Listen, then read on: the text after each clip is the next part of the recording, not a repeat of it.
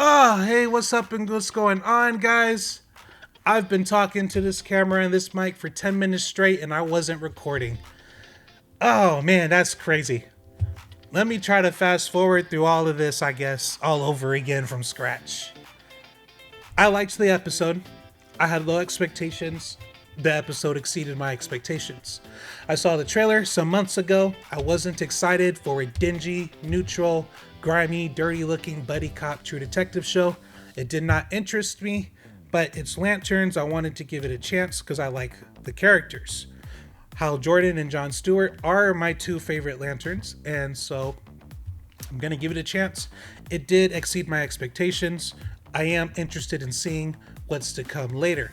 The show is mystery box, so it creates a lot of questions. It doesn't answer all the questions. Some questions are answered in episode 1, but it doesn't answer all the questions. You can't expect a show at the same time. You can't expect a show to answer every question and reveal to you the entire story in the first episode. Naturally, right? But I point that out that it's mystery box because as the show goes on, we might get some questions answered, but we will definitely get new questions as we go on, right? So that is something to be aware of coming into this synopsis. I'm going to try to keep this short, but there will be spoilers. It starts off in Coast City in the morning. Jon Stewart's doing his morning workout. He gets a call from Hal that he's on his way to pick him up. He waits outside. Hal pulls in, picks him up. They start driving, go on a road trip. They get Jon gets another test of Hal driving the car off of a cliff, but leaving the ring for him. Jon uses the ring to save himself, and then he starts walking to where Hal said he'll be, at a taco stand 3 miles down the road. Get to the taco stand, everybody's there. They recognize Hal, they love Hal. They're like taking pictures with him, trying to get his autograph, talking to him. Hal's a good guy. People like his character in this world. Jon gets there. On the way there, he gets a message from a hologram that Hal put in the ring, because I guess in this universe they need to back up their conscience, which it turns out Hal hadn't backed up his conscience since 10 years prior in 2006. The show's set in 2016. He gives Hal the message and Hal flies away immediately to Nebraska, right? And then there's a montage of Jon needing to catch a flight, rent a car, and drive over there. The show has good progression of time because, again, it starts off in the morning of that day. Hal leaves immediately. He's probably in town all day. He watches the football game, which high school games are typically at night. The event happens at the game, the massacre, the shooting, and Hal's there. By the time Jon gets his flight, gets his rental, and drives, it's now nighttime. They're in the middle of the investigation after the game, which was around the end of the game, right? So the show has a good progression of time, and even in the show, they remind you later, yeah, we haven't been here 24 hours yet. Like, the game is current. The show is aware of itself. I said the game. With that being said, with the script and character events and things they do, again, the show is aware of itself. There's some points in the episode where Hal has a really stupid plan. The show is aware of that, and Jon tells him that's a really stupid plan. That's because we're all thinking the same thing. So the show is aware of itself. I point that out because, considering the show is aware of itself, maybe the show will start doing smart things down the line. Maybe. This is speculation. We've only had one episode so far. So that'll be cool. There's a scene at the very, very beginning of this show, set in 1996, where Hal Jordan is revealing himself to the world as the Green Lantern. You know, it's his I Am Iron Man moment. And there's a young Jon Stewart with his two brothers watching the interview. It's made clear his two brothers are scared of his father, but Hal isn't scared. Then his father comes home, and see, the first time I watched it, I wasn't sure if he was upset he was watching the TV or the answer he got when he asked about the television, right? He didn't take the brothers outside to shoot apples off of their head. He only took Jon, right? And it kind of leaves you wondering, how much does Jon's father know about the Green Lantern Corps and the Guardians and what it takes to be a Lantern? And is Jon's father intentionally raising Jon since a young age, since a child, to become a Lantern, right? And I think that is the case, but either way, that should be revealed in future episodes. I say should because you never know with Mystery Box what they will leave a mystery indefinitely and what they'll answer, right? One of the writers on this show, Lindelof, he's actually not the executive producer, but he is one of the writers. He did Lost, he did Watchmen, he did The Leftovers, right? But his Lost, I remember, I didn't watch it myself. A lot of people told me to watch it as the season was going, series, and then when the series ended, everybody was mad at the ending. Nobody liked it. Too many questions left over. So I hope he doesn't do that with this show, right? Because I'm watching the show. So if I'm going to invest in it, I will need some answers, definitively. But yeah, that's just the gist of the synopsis. There's more that goes on. You might have heard talk about a lot lizard. There's a woman who's not wearing a wedding ring at the bar. She's there, obviously listening in on their conversation. Then we learn who she is later. She's the wife of the rancher who wants to work with Hal to stop the aliens, who also bailed Hal out of jail, right?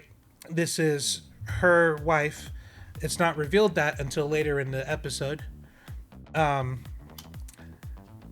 some people are speculating that she's even more than that. We'll see.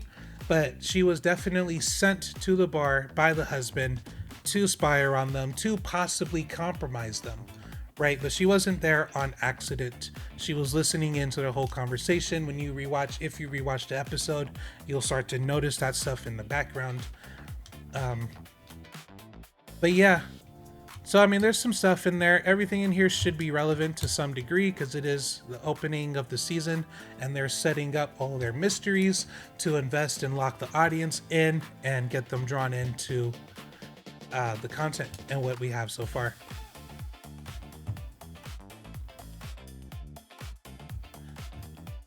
I have some theories. I'm not going to go into those in this video here, but I am invested. I do want to see what's happening next. I do like it. There is some things in this show that I don't want them to do, especially with Damon's involvement with this show and his work with Watchmen specifically. He went off the rails with his racisms in that show, and I really hope that they don't do this with this show. If you go back to, I know, yes, in John Lantern's first introduction in number 87, it was written in the 60s during the civil rights movements, and his character was really involved in that, in those comics. I understand his original upbringing, but we've had him again since then, and we didn't have any of that stuff, and he was still a great character, right? So now with Tom King writing on this show, right, the guy who deconstructs, who reinvents, some people would say destroys, right? But we have the deconstructor here working on the show. It doesn't make sense for him to deconstruct the character into the old version of the character that was great in the 60s, but isn't necessarily relevant today and doesn't need to go down that road to an extreme today. There was a line in this episode where John's on the phone with his father. His father says they can have tantrums, you can't. And then the show kept moving. We didn't stop the story. We didn't stop the character development to dive into a whole segment of that. And I'm totally okay with that. That's fine. But once we stop the story and take it off the rails to go down this whole rabbit hole of irrelevant material, that becomes a major problem to me. And I don't want to see that in this show. Yeah, I do like the show. We'll see how it goes. I think as a pilot, the show did good. As a pilot, it has everybody talking about it, even those who did not like the show. Of those that did not like the show, some of them will still come back to see how it unfolds. Some of them won't. Of those that like the show, of course, we're going to come back to see how it unfolds. Maybe some of us will continue liking it. Maybe some of us will stop liking it.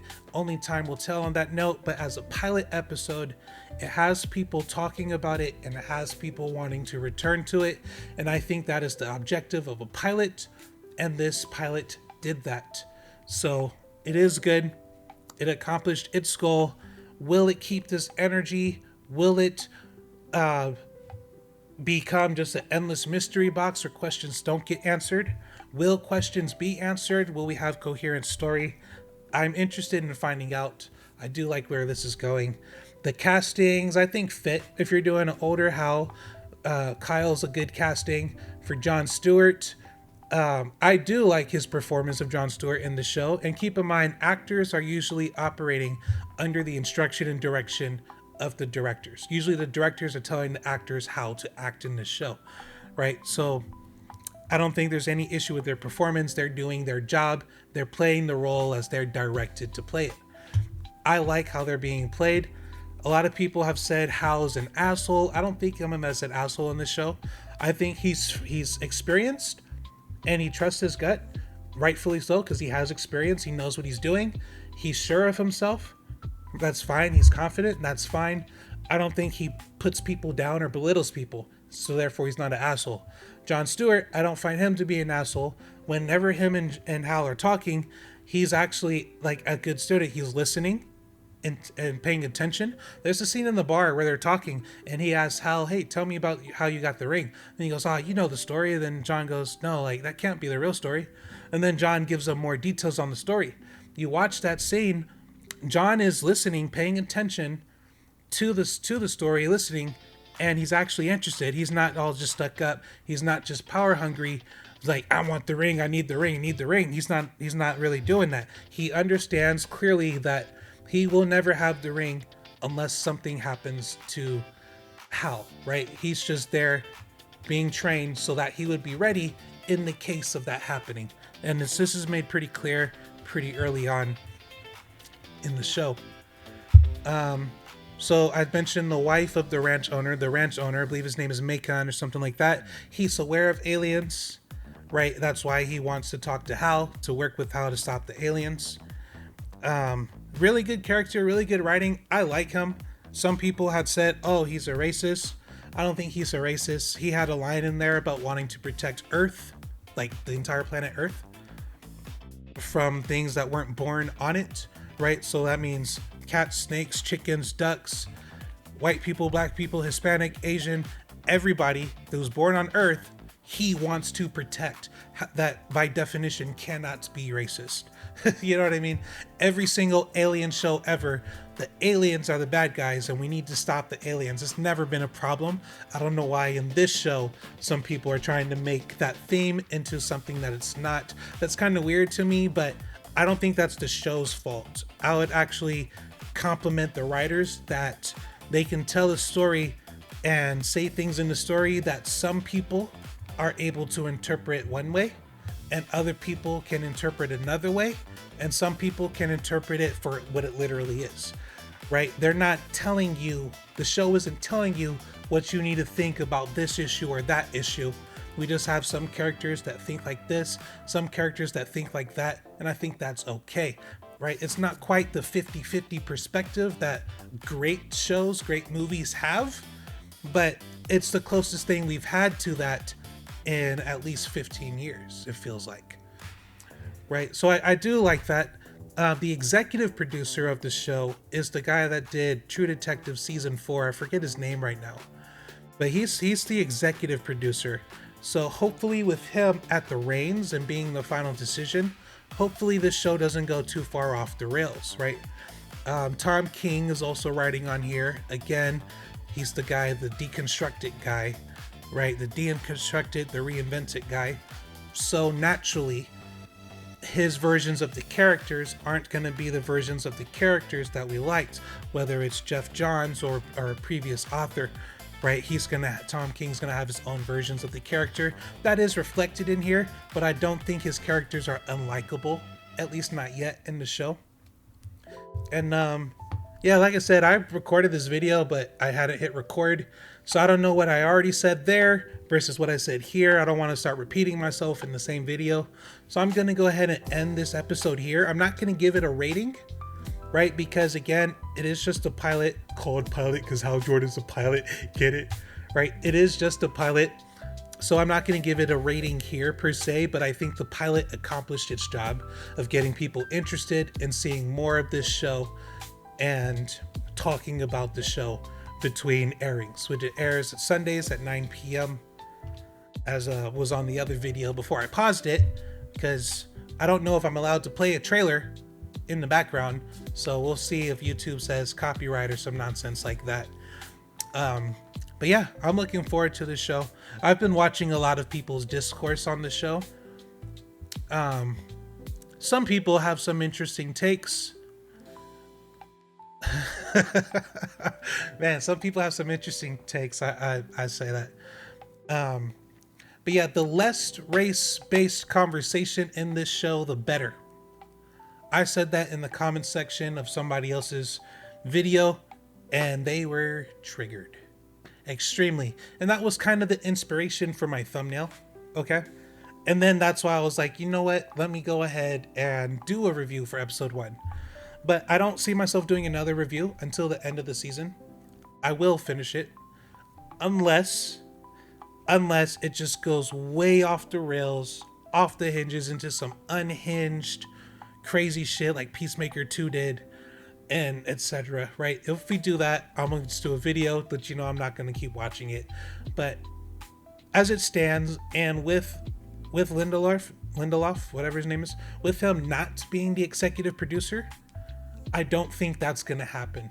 I think we're still going to get, remember, because their whole spiel is this is grounded. This is a tight story. That's their whole spiel. So they should be able to keep it on track and on par with the Lanterns and the mystery they established.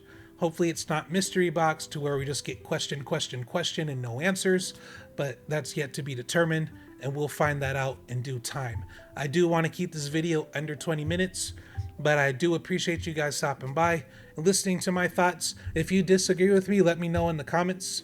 If you agree with me, let me know in the comments. Click like, click subscribe. Let me know what you thought about Lanterns. There is no wrong answer.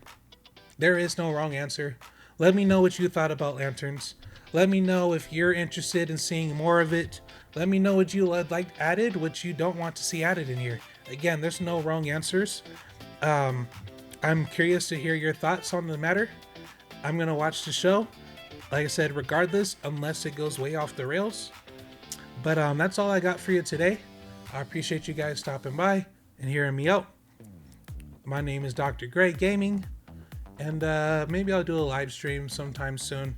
I don't know yet for certain, but again, all the same, appreciate you stopping by. Hope y'all have a great day. Peace.